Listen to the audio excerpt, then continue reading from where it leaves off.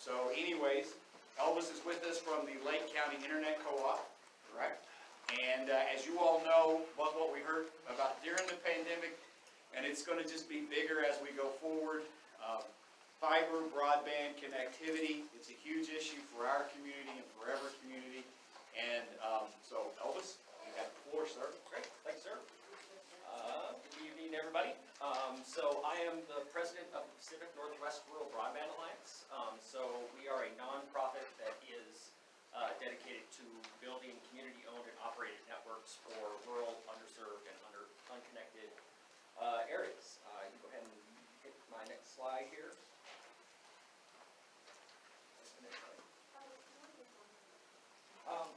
Sure. Can you work? Okay.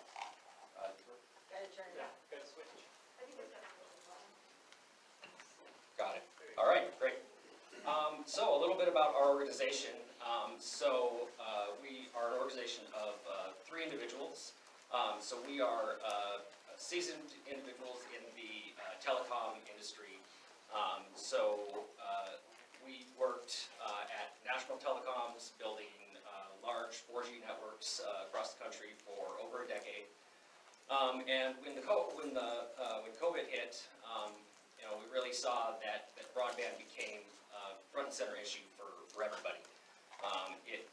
The internet for a very long time has been an absolute vital service, but it was always really kind of thought of as a luxury. We really realized that COVID really forced into everybody's attention that it's absolutely a lifeline service.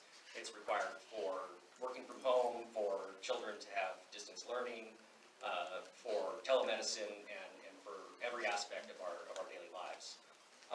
So we found a particularly revolutionary technology that allows us to build these community-owned and operated networks very quickly, very efficiently, at a very low cost.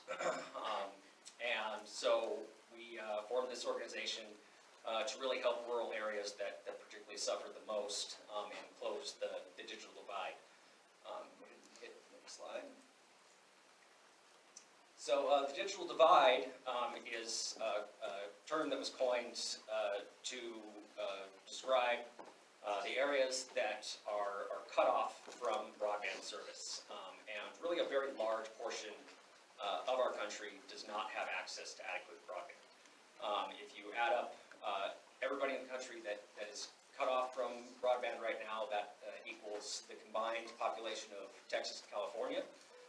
That's obviously a very large part of the population. Particularly in Montana, we are particularly hard hit because we are 50th in broadband access. We are dead last in the country. So that means there are very few areas in our state that really need serious improvement in broadband infrastructure. We pay the highest prices for the slowest speeds, and that's a problem that every community deals with in one way, shape, or another. It's really only our sort of larger towns that might have better access, but you don't have to go very far outside the center of those towns, and people are hurting. And it's really not an economic issue. It's not that people can't afford it. In rural areas, as much as a third of homes that make over $75,000 a year still don't have access to broadband. So that's something that we absolutely have to solve. Let's go ahead and next slide.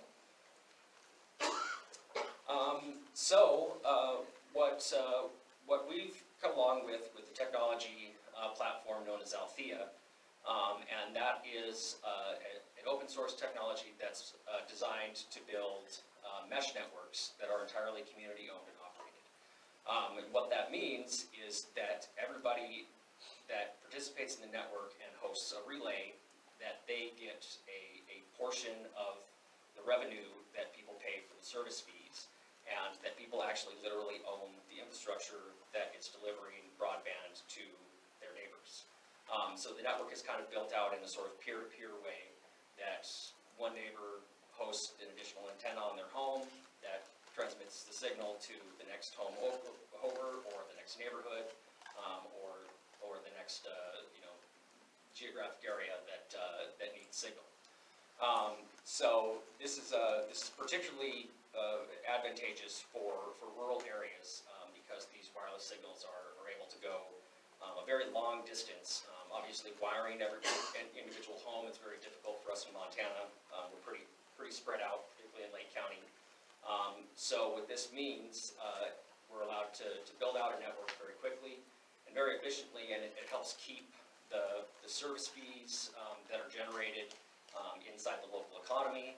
It creates a lot of highly skilled jobs around people that would help build these networks, help support these networks, and that's something that obviously we really hurt for in Montana, sustainable jobs.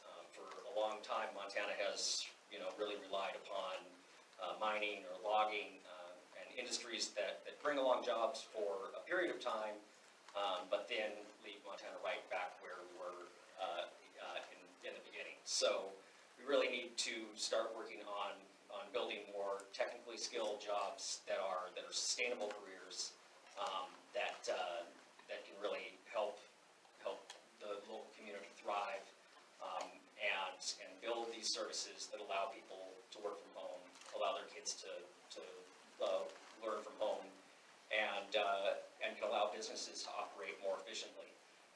Certainly, businesses have found that a lot of jobs can be done from home, and historically, businesses had large offices that cost a lot of money in terms of leasing office space, in terms of keeping up that office, and they find that they can now allow people to work from home and operate much more efficiently. They don't have to maintain that office infrastructure that they had.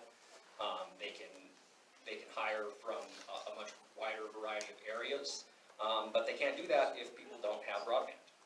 So that's something that we just have to improve here in Montana, and so that's what we're looking to do with Lake County Internet Co-op.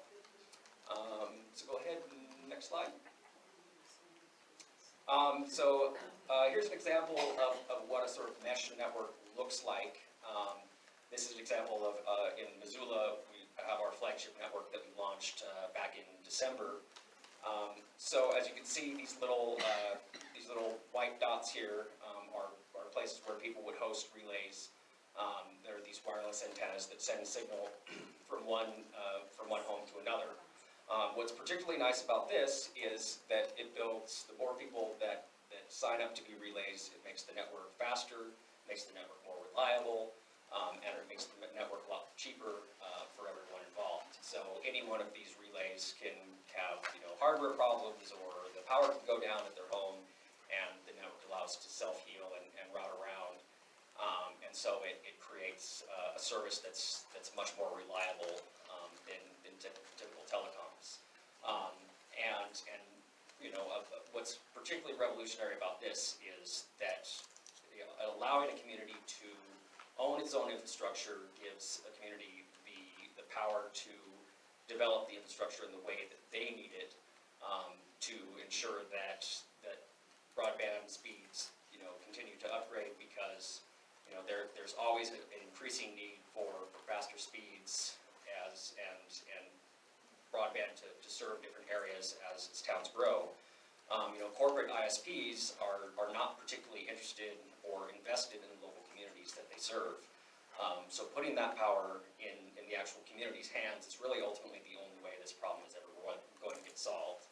I can guarantee you that Spectrum, probably doesn't know where Polson, Montana actually is, right? It's just a line item on their ledger, and so they don't really have any sort of investment.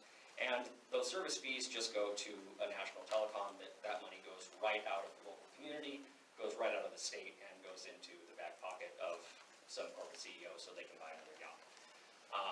But this style of network allows the service fees to stay local, allows creations of local jobs, allows local businesses to work more efficiently, and all of those benefits really allow the community to be the master of their own destiny in terms of providing the broadband service that everybody needs.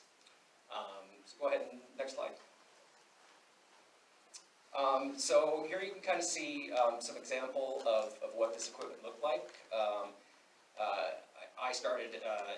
When I started in building wireless networks a decade ago, this equipment was incredibly expensive, incredibly slow, Now we can build these networks with hundreds of dollars where it used to cost tens or hundreds of thousands of dollars. So these antennas are very small. You know, we try and keep them as unobtrusive as possible. In some cases where we might deploy them on businesses or something, they might look a little more similar to what cell tower equipment might look like. But ultimately there's equipment that fits every need, so that we can tailor the network to everybody's individual need and expectations. Next slide. So this Althea technology that we use, this is an example of just some of the areas that this Althea technology is being deployed right now. It's a project that's being deployed not only across the country but across the world. What's of particular note, as you can see, some of those locations, such in Ghana, Costa Rica, South Africa, Nigeria, these are examples of places that don't have a lot of money to invest in telecom equipment. Traditional telecom, wireless ISP would cost $100,000 just to turn the lights on and at least 50 skilled people to get it up and running.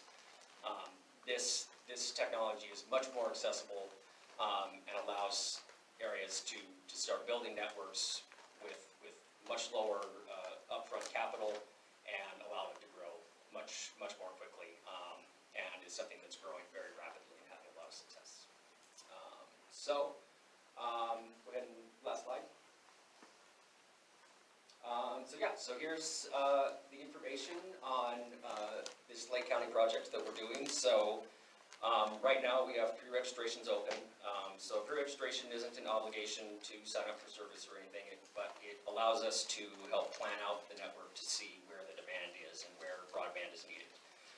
So we really encourage everybody, everybody here, your neighbors, spread by word of mouth, and let anyone that you know that currently needs broadband to go to our website, Facebook page, link to the pre-registration campaign, and put your name down on the pre-registration, and hopefully soon, certainly before the end of the year, we'll have a network up and running that will grow very rapidly and deliver people the broadband that they need.